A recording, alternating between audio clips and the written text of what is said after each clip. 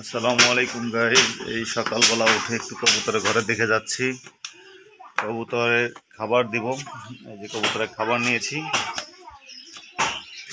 কবুতরের খাবারটা না দিলে সকালবেলা ওদের মাথাটা নষ্ট হয়ে যায়। দেখেন কবুতরগুলো আমাকে দেখে সব কেমন করছে। ঘরটা তালা মারা, এই জন্য ওদের আর কি বাইরে আসতে পারছে না। কিন্তু কবুতরগুলো আমার হাতে যখন খাবার দেখেছে তখন ওদের মাথাটা হ্যাং হয়ে গেছে।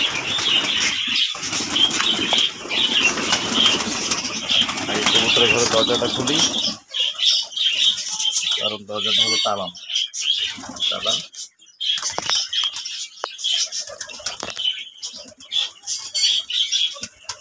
তালাটা খুলে ফেললাম। এখন ওরা ওদের খাবারটা দিলে দরজাটা খুললাম, এই ভিতরে যাচ্ছি।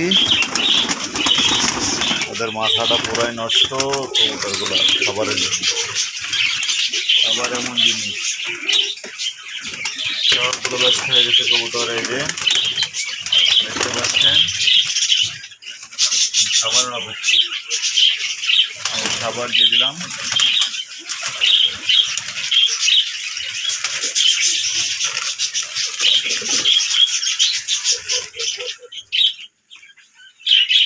সমস্ত খাবার দিয়ে দিছি। এবার কবুতরগুলো খাওয়া শুরু করলো। সকালবেলা খুব ভালোই লাগে এই সমস্ত কবুতরগুলো যখন এক জায়গায় খেতে আসে। খুব একটা মজার বিষয় যে খাটে তলেও চলে গেছে অনেকগুলো, তল থেকেও খাচ্ছে। আর আমি যে আসছি, কবুতর দেখা যাচ্ছে সেটা বাচ্চাও ফুটেছে, আর আগেরও বাচ্চা আছে। আরেকটা বাচ্চা খায়। কবুতরগুলো খুব দুষ্ট।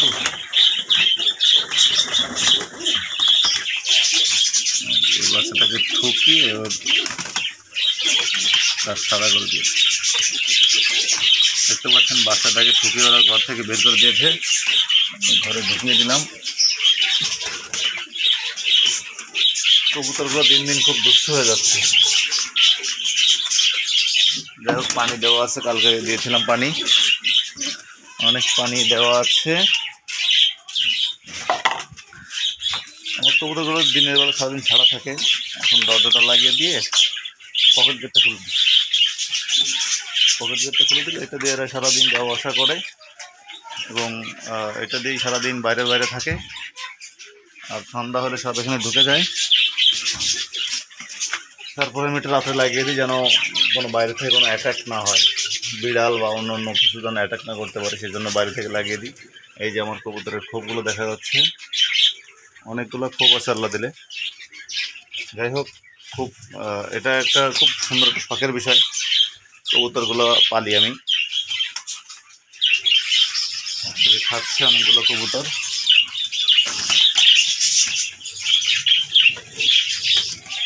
খুব ভালো লাগে আমার কাছে, জন্য আমি শখের জন্য কবুতরগুলো পালি। খুব ভালো লাগে। কবুতরগুলো দেখছেন একটা ঘাড়ের উপর একটা উঠতেছে। এরা হলো এমন দুষ্টু, শুধু সারাদিন এরকম করতেই থাকে। এটা হলো কবুতরের বিষয়। যাই হোক, সবাই ভালো থাকবেন। আসসালামু আলাইকুম।